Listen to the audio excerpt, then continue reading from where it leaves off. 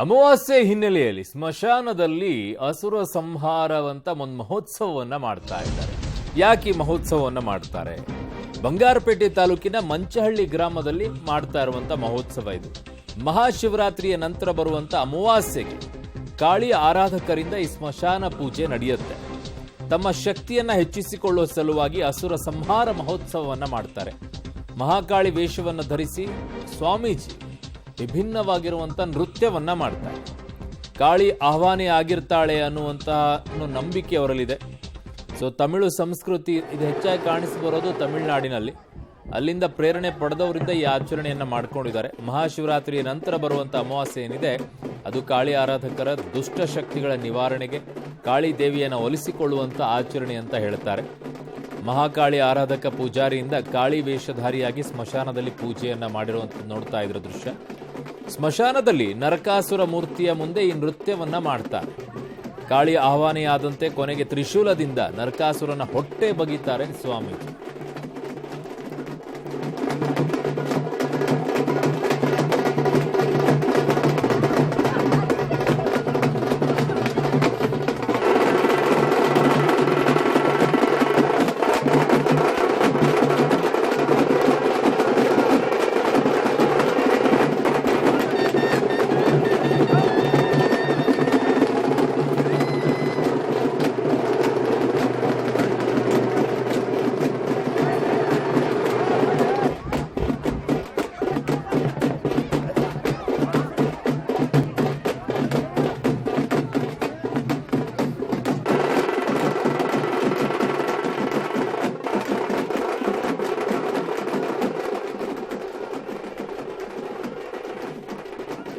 ನನ್ನ ಸಹೋದ್ಯೋಗಿ ಕೋಲಾರದಿಂದ ರವಿ ನನ್ನ ಸಂಪರ್ಕಕ್ಕೆ ಸಿಗ್ತಾ ಇದ್ದಾರೆ.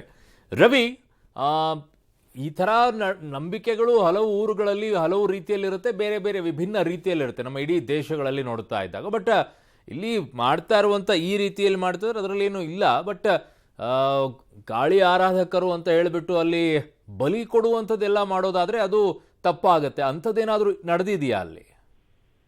ಖಂಡಿತ ಅರುಣ್, ಕೋಲಾರ ಜಿಲ್ಲೆ ಹೇಳಿ ಕೇಳಿ ತಮಿಳುನಾಡು ಮತ್ತೆ ಆಂಧ್ರ ಪ್ರದೇಶಕ್ಕೆ ಹೊಂದಿಕೊಂಡಿರುವಂತ ಗಡಿ ಜಿಲ್ಲೆ ಆಗಿರ್ತಕ್ಕಂಥದ್ದು. ಅದರಿಂದಾಗಿ ಏನು ಆಂಧ್ರ ಮತ್ತೆ ತಮಿಳುನಾಡಿನ ಕೆಲ ಸಂಸ್ಕೃತಿ ಕೂಡ ಈ ಭಾಗದಲ್ಲಿ ಇರ್ತಕ್ಕಂಥದ್ದು. ಅದರಂತೆ ಬಂಗಾರಪೇಟೆ ಸುತ್ತಮುತ್ತ ಇರ್ತಕ್ಕಂಥ ಒಂದಷ್ಟು ಜನ ತಮಿಳಿಗರು ಇವತ್ತು ಅಸುರ ಸಂಹಾರ ಜೊತೆಗೆ ಕಾಳಿ ಆರಾಧಕರು ಒಂದಷ್ಟು ಸ್ಮಶಾನ ಪೂಜೆಯಲ್ಲಿ ಭಾಗವಹಿಸಿ ಅಲ್ಲಿ ಒಂದು ನಂಬಿಕೆಯ ಮಹೋತ್ಸವನ ಆಚರಣೆ ಮಾಡ್ತಾ ಇರ್ತಕ್ಕಂಥದ್ದು. ಅಂದ್ರೆ ಕಾಳಿ ದೇವಿಯನ್ನ ಒಲಿಸಿಕೊಳ್ಳುವ ನಿಟ್ಟಿನಲ್ಲಿ ಅಸುರ ಸಂಹಾರ ಅನ್ನೋ ಒಂದು ಮಹೋತ್ಸವವನ್ನ ಇವತ್ತು ಸ್ಮಶಾನದಲ್ಲಿ ಹಮ್ಮಿಕೊಂಡಿರ್ತಕ್ಕಂಥದ್ದು. ಈ ರೀತಿಯ ಸಂಸ್ಕೃತಿ ಕಳೆದ ಹಲವು ವರ್ಷಗಳಿಂದ ಕೋಲಾರ ಜಿಲ್ಲೆಯ ಗಡಿ ಭಾಗದ, ಅದರಲ್ಲೂ ಬಂಗಾರಪೇಟೆ ಸುತ್ತಮುತ್ತ ಇರ್ತಕ್ಕಂಥದ್ದು.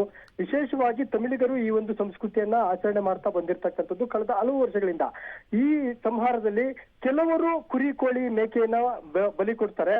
ಆದ್ರೆ ಇವತ್ತು ಈ ಒಂದು ಸ್ವಾಮೀಜಿ ಏನಿದ್ದಾರೆ ಚಿದಂಬರ ಸ್ವಾಮೀಜಿ, ಇವರು ಕುರಿ ಕೋಳಿ ಮೇಕೆ ಬದಲಾಗಿ ತರಕಾರಿಗಳನ್ನ ಹಂಚುವ ಮೂಲಕ ಒಂದು ಸಸ್ಯಾಹಾರಿ ಸ್ವಾಮೀಜಿ ಅಂತಾನೆ ಹೇಳ್ಬೋದು. ಇವರು ತರಕಾರಿಗಳನ್ನ ಹಂಚುವ ಮೂಲಕ ಅವರು ಸಂಸ್ಕೃತಿಯನ್ನ ಎಂದಿನಂತೆ ಆಚರಣೆ ಮಾಡಿದ್ದು.